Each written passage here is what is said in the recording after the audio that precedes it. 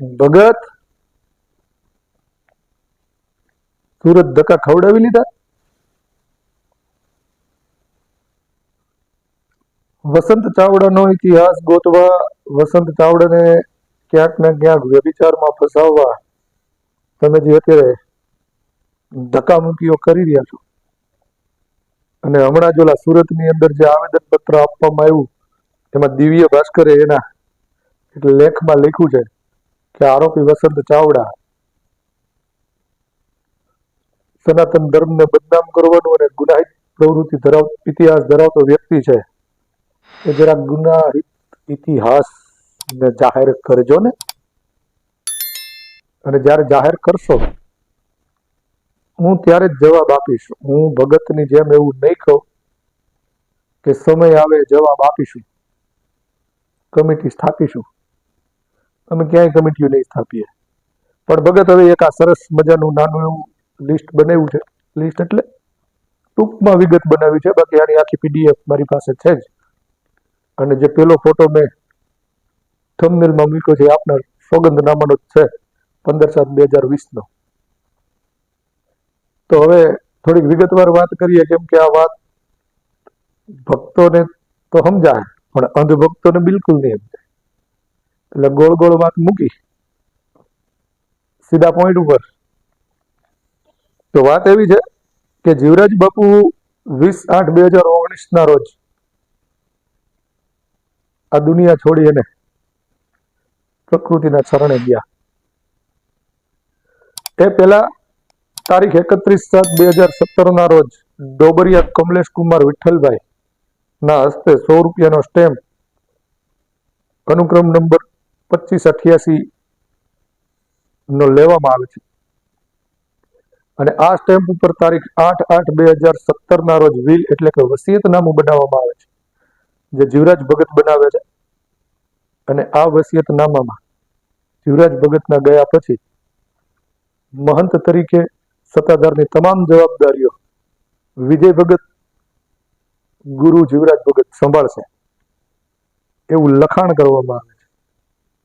પણ એ લખાણની જે તમે કોપી ભગત, એમાં ક્યાંય નોટરીનો સિક્કો તો નથી, પણ હા ટ્રુ કોપીનો સિક્કો છે.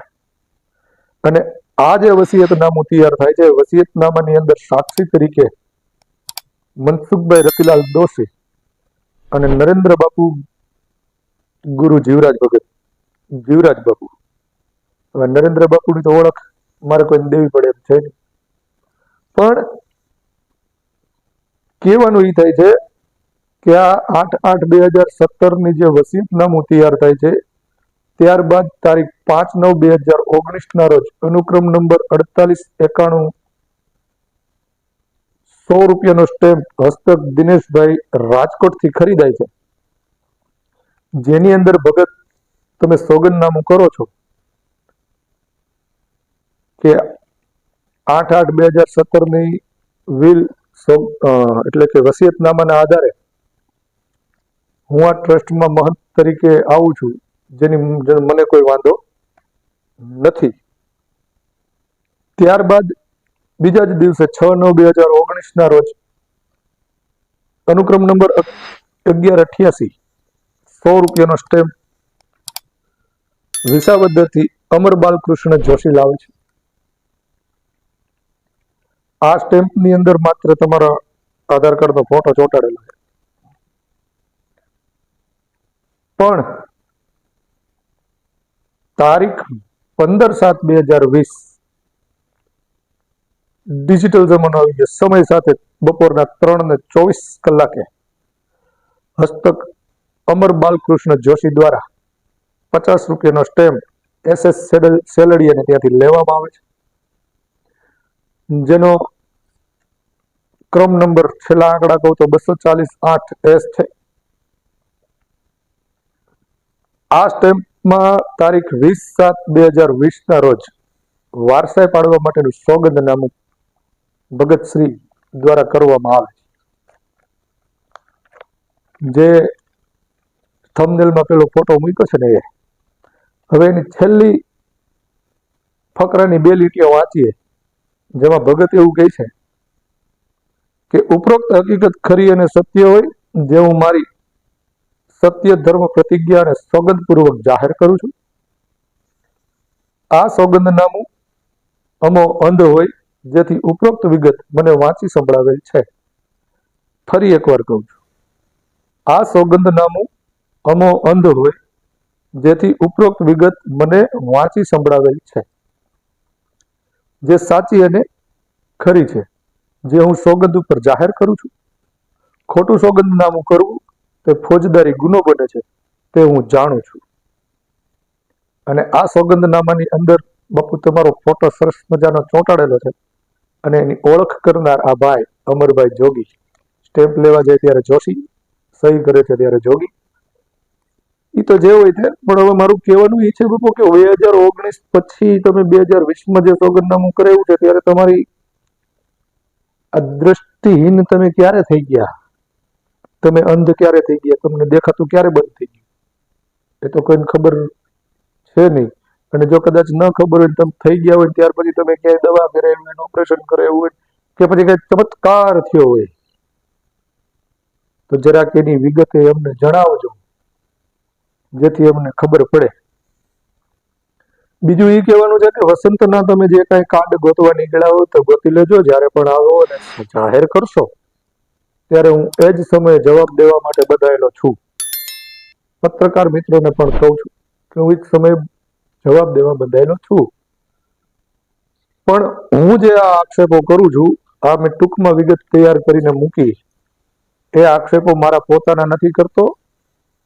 એ આખી PDF મારી પાસે છે, અને જરૂર પડશે મૂકશું મારા ફેસબુક વોલ પર પણ. બરાબર? એટલે સમય આવશે ને ત્યારે જવાબ આપશું ને કમિટી રચશું ને ખોટા આક્ષેપો છે ને પાયા વિહોણા છે ને, તો હવે આમાં તો ઠેઠ ઊંડે સુધીનો પાયો છે. અને આમાં તો જ્યારે આ વ્યવસ્થિત હાલશે ત્યારે સાક્ષીઓ, ઓળખ કરનારાઓ, ખોટી નોટરીના સિક્કા મારવા વાળાઓ બધાનો વારો આવશે.